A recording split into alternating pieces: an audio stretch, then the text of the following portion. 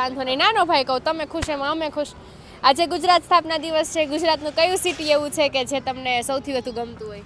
મસ્ત સિટી એક જ છે, રાજકોટ. કેમ? રંગીલું છે. હા. અહીંયા તમે જેમ ફરો છો આટલી ફ્રીલી કોઈ સિટીમાં તમે ફરી શકો શક્ય નથી. બીજું, રાજકોટમાં જે મળે, જે ખાવાનું, જે પીવાનું, જે માણસો મજા કરે છે, આટલી મજા ક્યાંય મળે ન મળે. ત્રીજું, રાજકોટ જે છે ને, રાજકોટ એક હબ છે મોટું ઇન્ડસ્ટ્રીનું. અહીંયા જે ઉદ્યોગપતિઓ છે ને, એ ઉદ્યોગપતિઓ એ શું મોકલે છે, શું એક્સપોર્ટ કરે છે, એ આખી દુનિયા જાણે જ છે. આખા વર્લ્ડને ખબર છે કે અહીંયાના માણસો શું બનાવે છે. આવડી વસ્તુ લઈને આવડી મોટી વસ્તુ, પિનથી લઈને પ્લેન લાગી, બધું ક્યાં બને છે? રાજકોટમાં. રાજકોટ શહેર નાનું છે, સમાજ નાનો છે, પણ રાજકોટ જે કામ કરે છે ને, એ દેશ માટે બહુ મોટું કામ કરે છે. ગુજરાતી ફૂડ એવું કયું છે કે જે તમને સૌથી વધુ ભાવતું હોય? ભાખરીનું શાક આ બનાવે ને હું ખાઉં. ગુજરાતમાં એવા કયા કયા ચેન્જીસ છે કે જે તમને લાગે કે લાવવા જરૂરી છે? ખૂબ જરૂરી એક જ વસ્તુ છે કે ટ્રાફિક.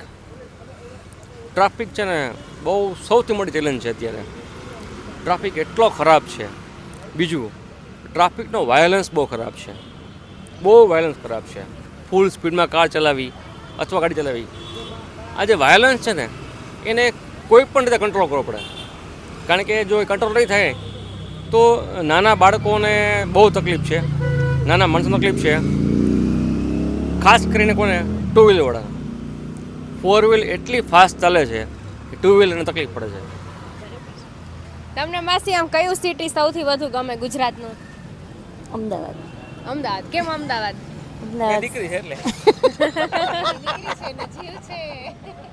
કેમ અમદાવાદ? અમે ફરવાનું એના માટે બધા અમદાવાદ સારું, ખરીદી કરવા માટે ને એના માટે. ગુજરાતી ફૂડ કયું તમને સૌથી વધુ ભાવે કે ઈ જોતા જ આમ તમને મોઢામાં પાણી આવી જાય? ગુજરાતી અમારા ભાઈ કીધું ને શાક ને ભાખરી. શેનું શાક સૌથી વધારે ભાવે? બટેટાનું.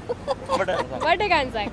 અચ્છા. સૌથી સહેલું ટૂંકમાં. હા, બધાને આવડે, બધાને બધાને ભાવે. ભાવે. બીજું શાક જ ન બનાવવું પડે ઘરમાં.